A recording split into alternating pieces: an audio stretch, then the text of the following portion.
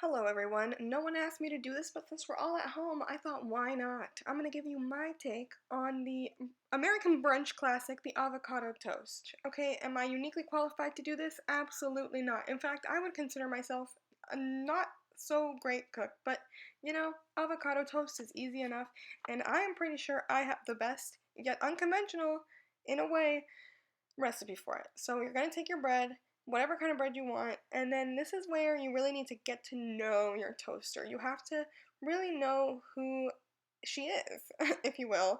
I'm going to put mine at a 3, but the exact right number for you may be different. It depends on the toaster, but it has to be at the exact right number for that golden brown toasted look. And once your bread is done toasting and it looks more or less like this, you're going to take what I would consider a very important ingredient, cream cheese. It's very important to add this onto your toast, and then obviously an avocado, you're going to need that. And then another ingredient that might be unexpected is a lemon. Now I'll show you how to use the lemon in just a little bit. First, you're going to have to spread your cream cheese onto your bread. Now, you can spread this however you'd like, more or less cream cheese. I usually lean towards putting more on my bread, but you make sure it's evenly spread around each corner. And then you're going to take this handy dandy zester. I don't really know what this is called, but one of these things.